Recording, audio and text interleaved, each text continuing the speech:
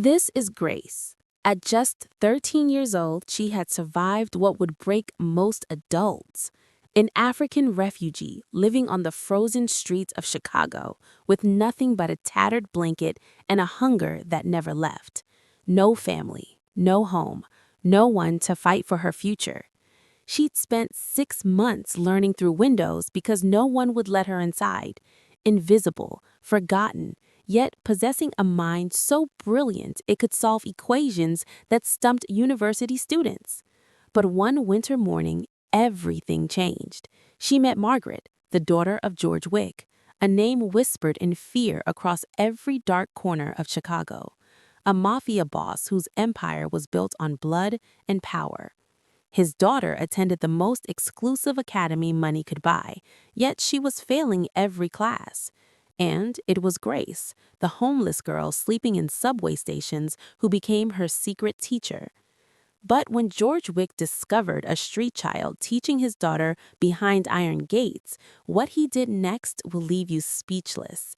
So grab your popcorn, sit back, and get ready for one of the most shocking stories you've ever heard. And if you're new here, don't forget to subscribe and hit the like button to support more incredible stories like this one. And also, comment the name of the country you're watching from. Move along, kid. You can't sleep here. The security guard's boot nudged Grace's shoulder, not gently. She didn't flinch. She'd grown numb to the rough awakenings. The harsh fluorescent lights of Union Station burned her eyes as she opened them slowly, squinting against the brightness that felt like needles piercing her skull. I said, move. The guard's voice echoed across the marble floors, drawing stares from early morning commuters. Grace gathered her belongings, a plastic bag containing one change of clothes, a broken pencil, and scraps of newspaper covered in her own handwriting. Mathematical formulas, English vocabulary, history dates. Everything she'd learned from listening through windows. She stood on trembling legs, her thin frame swaying slightly. The Chicago winter hit her like a physical blow the moment she stepped outside. February wind cut through her threadbare jacket as though it were made of tissue paper, and the cold wrapped around her bones with cruel familiarity. People walked past. Some slowed down, some stared. One woman paused, pulled her coat tighter, shook her head with that particular expression Grace had learned to recognize, pity mixed with relief that this wasn't her problem, and kept walking. No one helped. No one ever did. Grace was 13 years old, but the streets had aged her in ways that had nothing to do with years. She didn't cry anymore when people called her names: African trash, street rat, refugee garbage. She'd heard them all. What hurt more was the help that never came, the empty kind of concern that came with a sad look and no hand extended.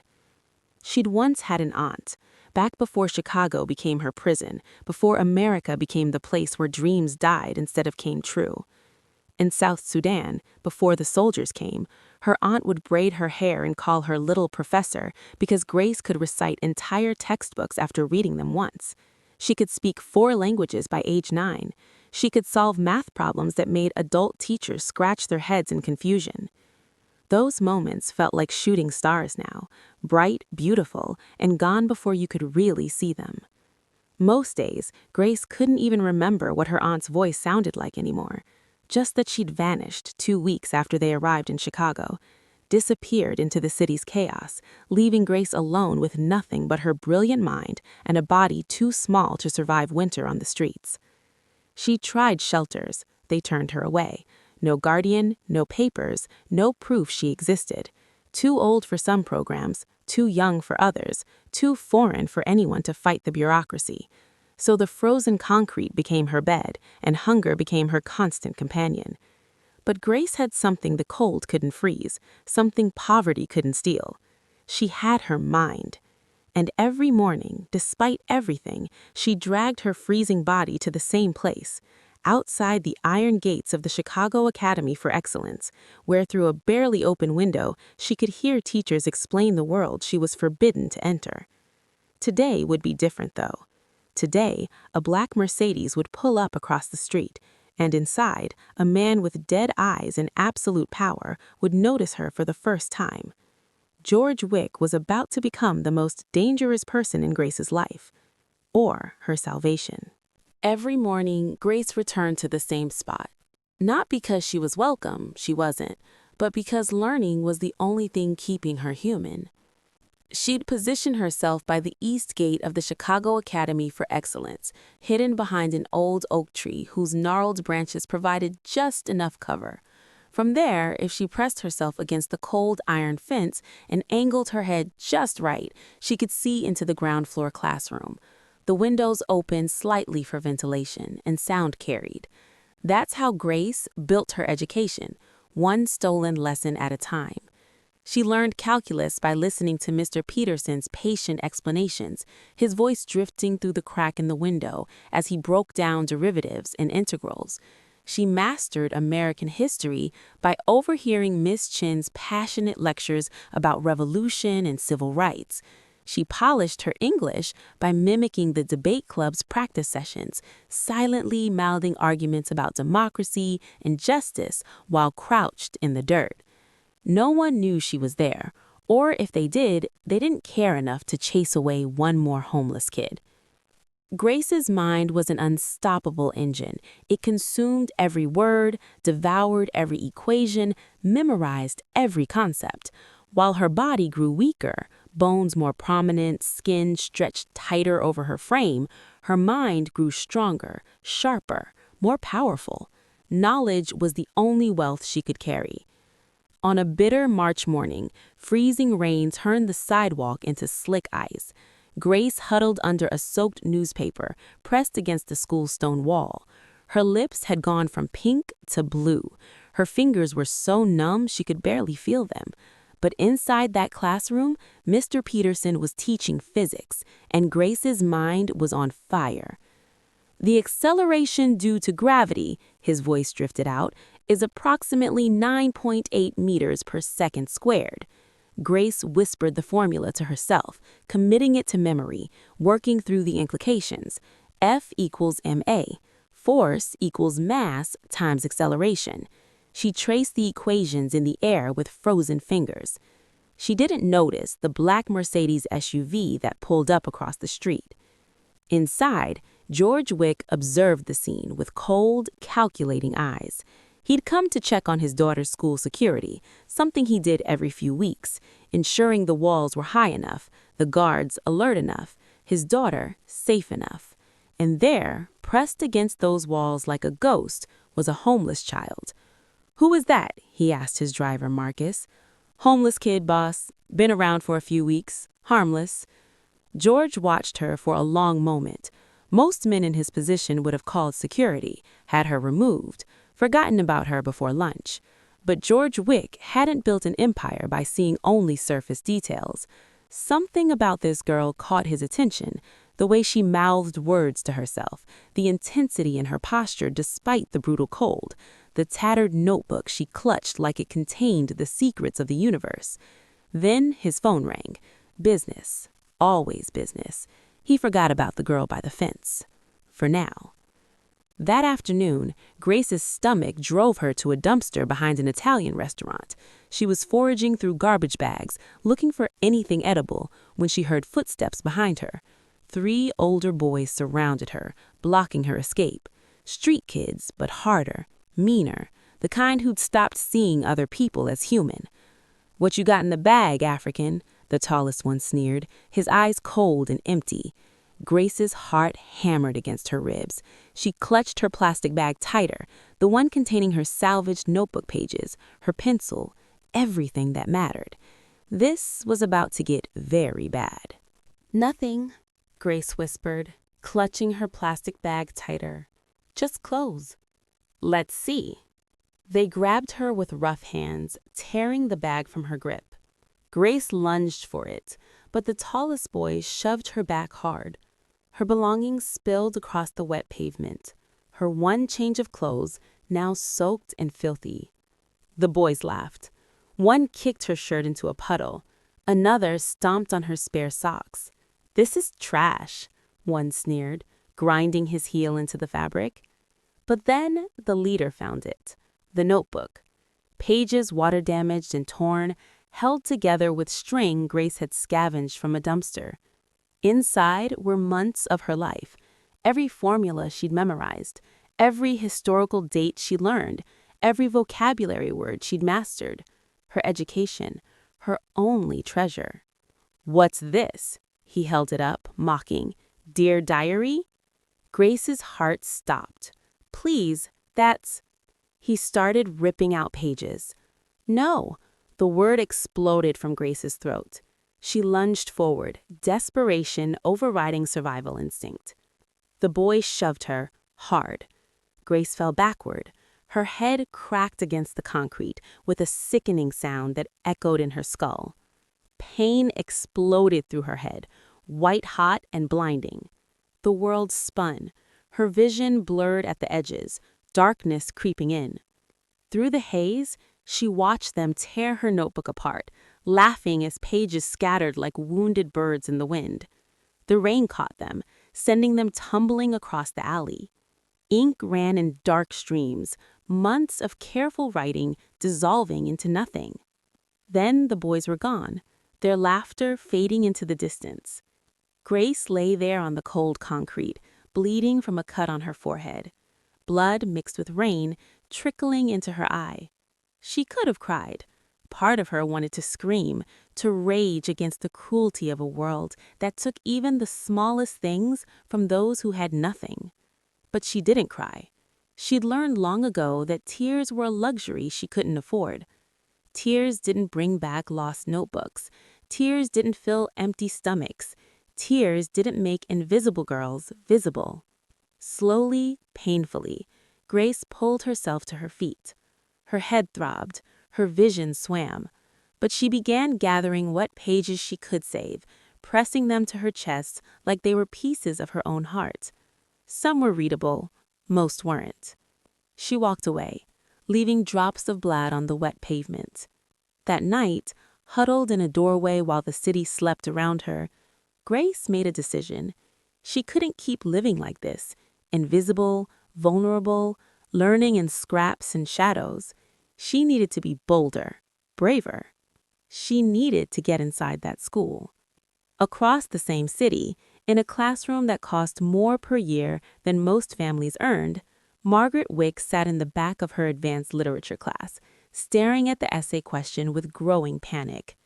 Analyze the symbolism in Chapter 3 of The Great Gatsby and discuss Fitzgerald's critique of the American dream.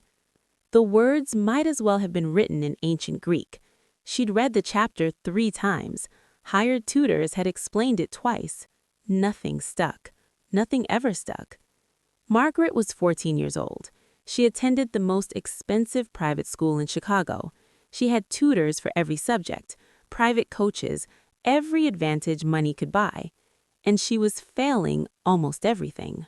It wasn't for lack of trying. Margaret spent hours every night reading the same paragraphs over and over until the words blurred together into meaningless shapes.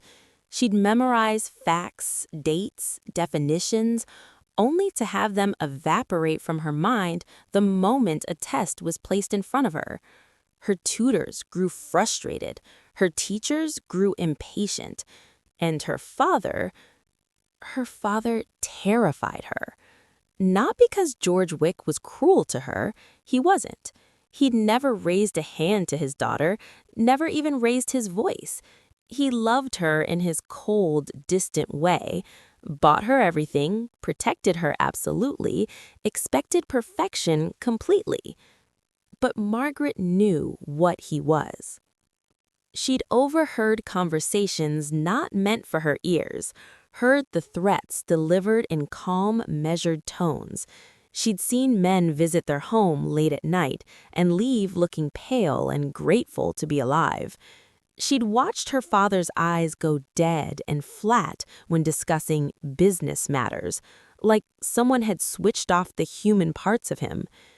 George Wick was a monster who wore expensive suits and called himself a businessman, and Margaret was his greatest disappointment. Not because she failed classes. Her father could buy her grades if he wanted to. Money opened every door in Chicago when your name was Wick. But her grades weren't the problem. The problem was deeper, more fundamental. She was weak. In George Wick's world, weakness was unforgivable.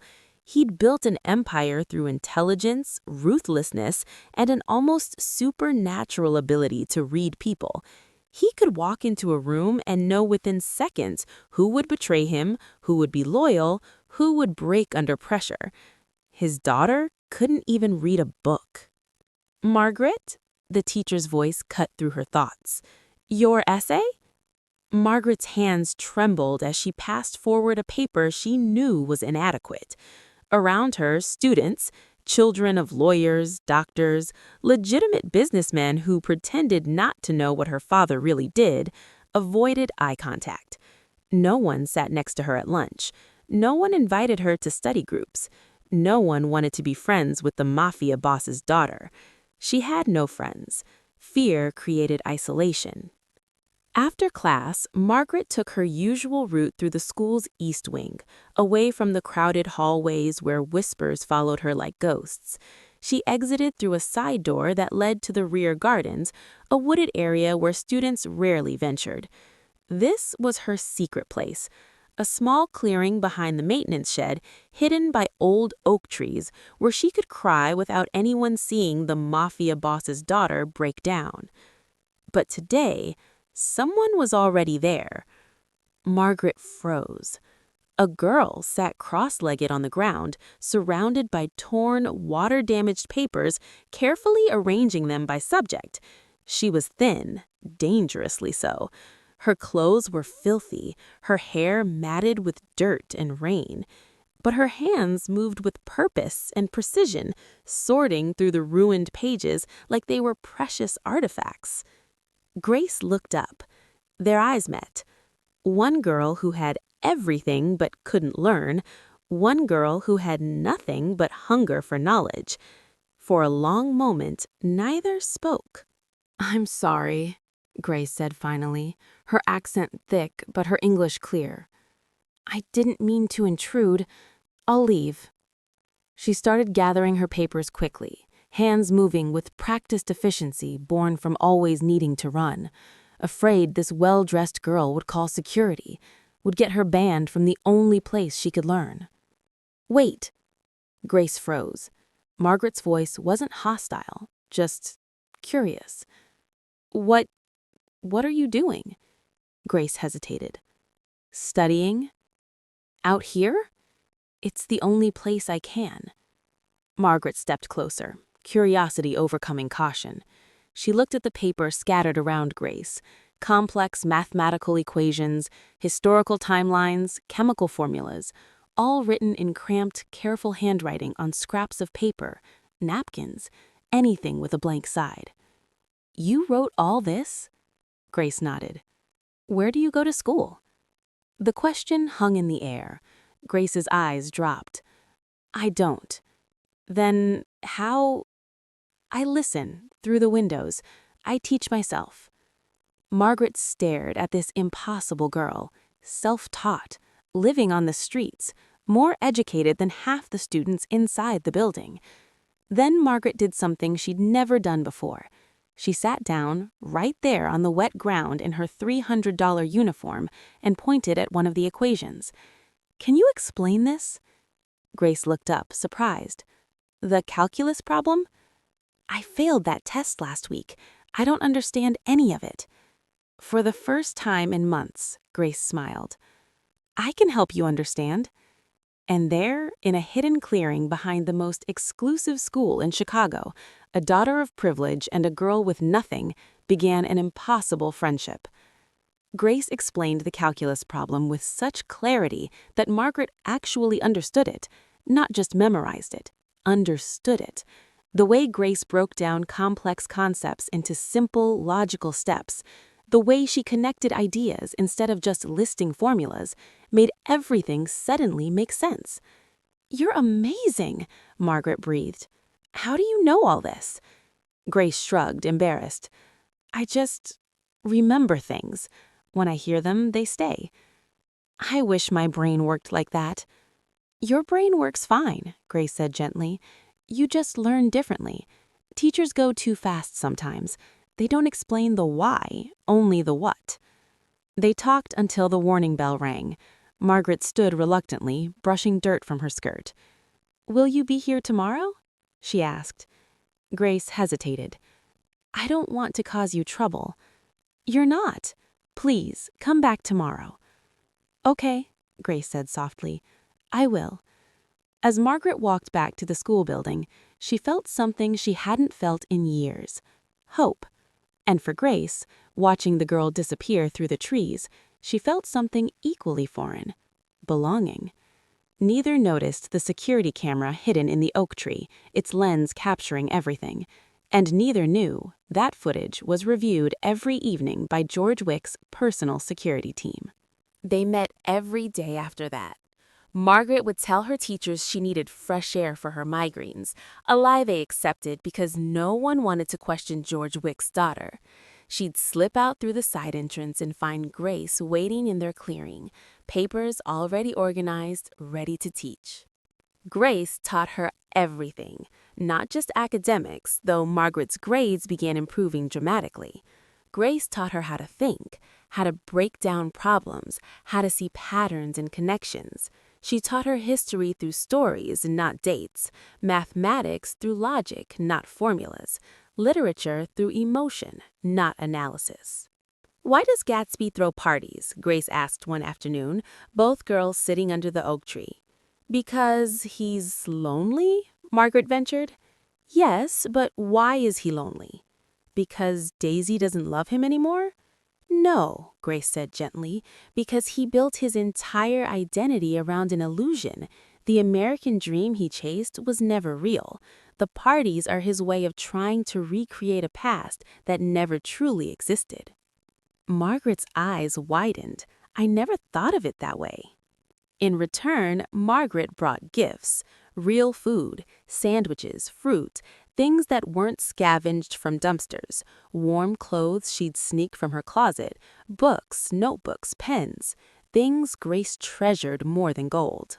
Why are you helping me? Grace asked one day. Margaret was quiet for a moment.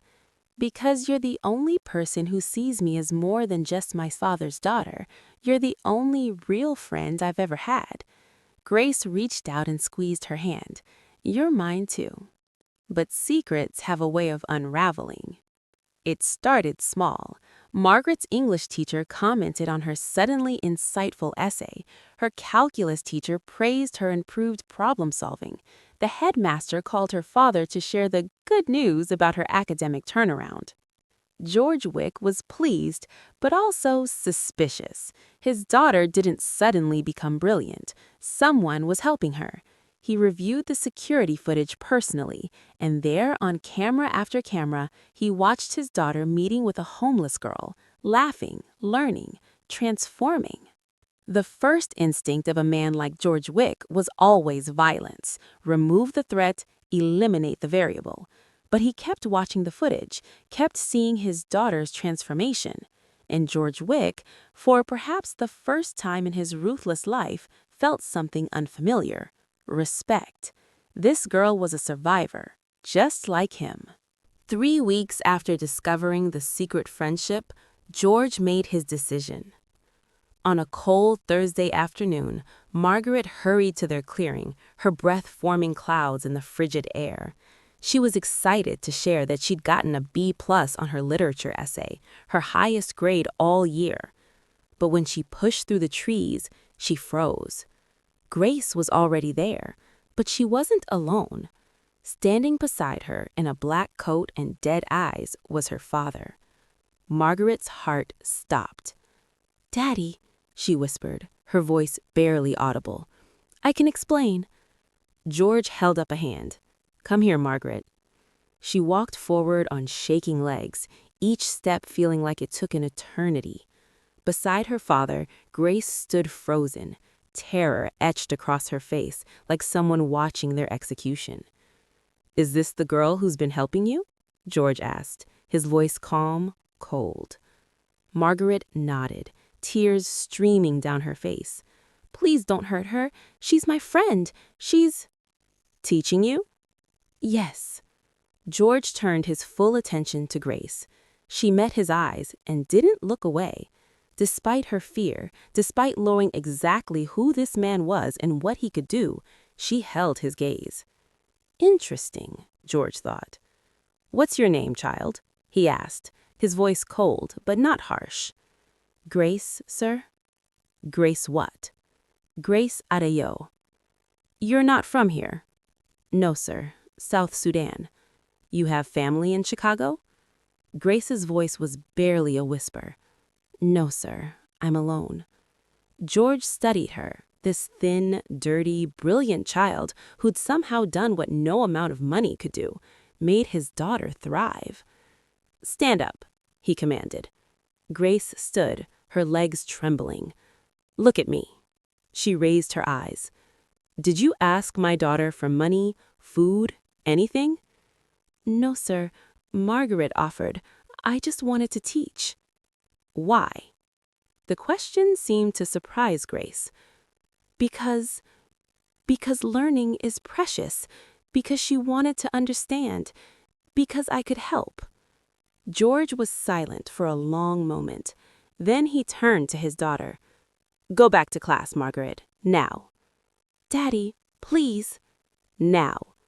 Margaret looked at Grace one last time, terror and apology in her eyes, then ran back toward the school building. Grace and George stood alone in the clearing. Do you know who I am? George asked. Yes, sir. Then you know I could make you disappear. No one would look for you. No one would care. Grace nodded, tears finally falling. I know. George stepped closer.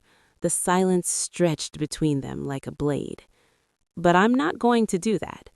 Grace's head snapped up, confusion and disbelief flooding her face. George stepped closer, and Grace braced herself. But his next words weren't a threat. You've given my daughter something I couldn't buy her. Confidence, understanding, hope. That's worth more than you realize. Grace stammered. I didn't mean any harm, sir. I'll stay away, I promise. No, George said. You won't. Grace's confusion must have shown on her face because George continued, his tone matter-of-fact like he was discussing a business transaction. From tomorrow, you'll attend classes here, full enrollment. Margaret will introduce you as her cousin from abroad. The staff will be informed you're under my protection. Anyone who questions it will answer to me. Grace couldn't breathe. I don't understand. You're intelligent. You'll figure it out. He pulled out his phone and made a call. Marcus, send a car to the East Gate. We're picking up a new student. He hung up and looked at Grace again. You'll live at my home. You'll have a room, clothes, food, everything you need. In return, you'll continue helping Margaret, and you'll excel in your own studies. You'll become everything your mind is capable of becoming. Why? Grace whispered. Why would you do this? George's expression hardened. Because I recognize potential when I see it. Because my daughter needs you. And because, he paused, something almost human flickering in his dead eyes. Because no child that brilliant should be sleeping in subway stations. A black Mercedes pulled up to the gate, sleek and expensive, a world away from dumpsters and doorways. Let's go, George said. You have a new life waiting. Grace followed him in a daze, barely believing this was real. As they drove away from the school, away from the streets that had been her prison, George made another call. Find out everything about South Sudanese refugee processing. I want papers for Grace Adeyo. Make her legal, make her documented, make her real. He glanced at the trembling girl in his back seat, sitting stiffly on leather seats she was afraid to touch with her dirty clothes. And get me the best trauma therapist in Chicago. She's going to need it. Grace looked out the window at the passing city, the same streets she'd walked hungry and cold, now seen from behind tinted glass, from invisible to seen, from homeless to housed, from forgotten to chosen. And for the first time since her aunt disappeared, Grace allowed herself to believe in tomorrow. 5 years later, Grace Adeo stood on the stage of Chicago Academy for Excellence as valedictorian. The homeless girl who learned through windows had become the girl who opened doors for others. No child is born worthless. Every life holds potential. With compassion, opportunity, and education, even the forgotten can rise. One act of kindness can rewrite a future. One moment of seeing someone truly can change everything. We hope this powerful story moved you. Share your thoughts in the comments below. What would you have done in George Wick's position? Subscribe and turn on notifications for more incredible stories. Like and share if this touched your heart. Thank you for watching.